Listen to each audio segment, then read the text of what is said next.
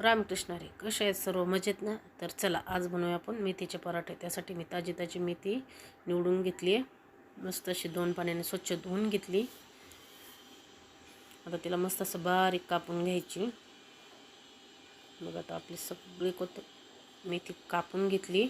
आता एका मिक्सरच्या भांड्यामध्ये 2-3 हिरव्या मिरच्या, थोडंसं लसूण, कोथिंबीर आणि जिरे टाकून घ्यायचे. मस्त असं सगळं बारीक करून घ्यायचं मिक्सरला.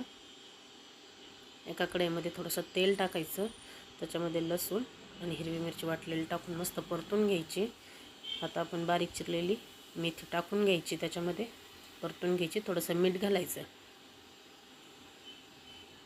आता एका परातीमध्ये आपण 1 वाटी गव्हाचं पीठ घेतलेलं आहे. त्याच्यामध्ये थोडीशी हळद, हिरवं वाटण, थोडीशी लाल मिरची पावडर, अजवाईन, चवीनुसार मीठ,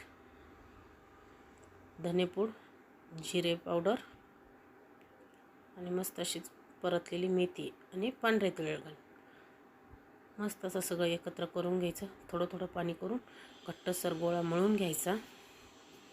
मग आता मस्त असा घट्टसर गोळा आपला तयार झाला. त्याला थोडासा गोळा काढून घ्यायचा आणि मस्त लाटून घ्यायचा. मग आता मस्त असं लाटून घेतला. त्याला आता तेल लावून त्रिकोणी शेपमध्ये आकार देऊन घ्यायचा. तुम्ही तुमच्या आवडीनुसार कोणताही देऊ शकता. मी त्रिकोणी आकार दिला आहे. तर मस्त असा त्रिकोणी आकारातच लाटून घ्यायचा. तवा आपला गरम झाला आहे, त्याच्यावर थोडंसं तेल टाकायचं. आपला पराठा टाकून घ्यायचा. मस्त दोन्ही साईडने आलटून पलटून भाजून घ्यायचा. खरपूस असं बनवून. कसा वाटला व्हिडिओ नक्की कमेंट करून सांगा. आवडल्या चॅनलला सबस्क्राईब नक्की करा. बाय.